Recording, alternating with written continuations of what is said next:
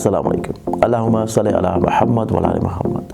تسبیح ام البنین، خوبصورت تسبیح دیدہ زیب ملٹی کلر عقیق کے بیڈز میں جڑی ہوئی اور ریئل اوتھینٹک عقیق جو کہ ملٹی کلرز میں آتے ہیں، اور تسبیح خوبصورتی کے طور کے اوپر اپنا جو ہے ثانی نہیں رکھتی، لیکن یہ منسوب ہے تسبیح ام البنین سے۔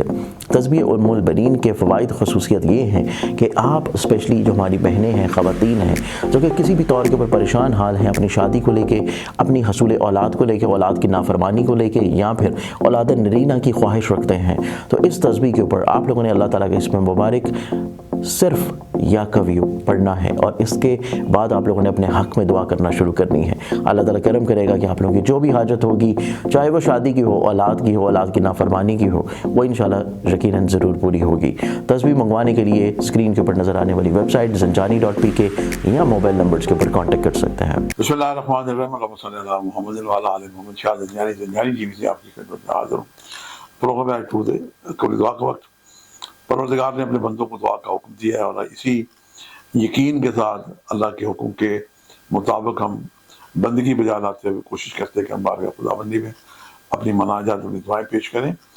دعاؤں کی کا طریقہ اگر آپ نے سیکھنا ہو تو جناب سید الشہداء امام علی مقام مولا حسین کے صاحبزادے جناب سجاد جو معروف ہیں امام زین العابدین کی، ان کی دعائیں صحیفہ سجادیہ، صحیفہ کاملہ آپ کو یوٹیوب پہ یہ مل جائیں گی۔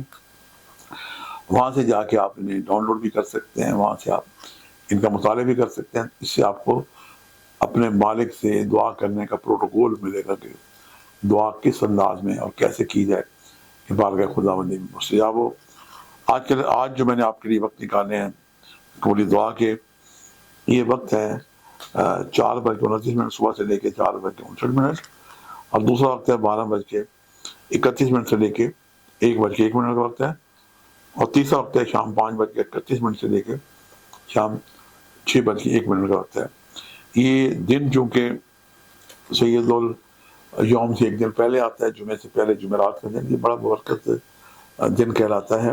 اولیاء اللہ کی جگہوں پہ رش ہوتا ہے، عالم مرض سے آواز آتی ہے۔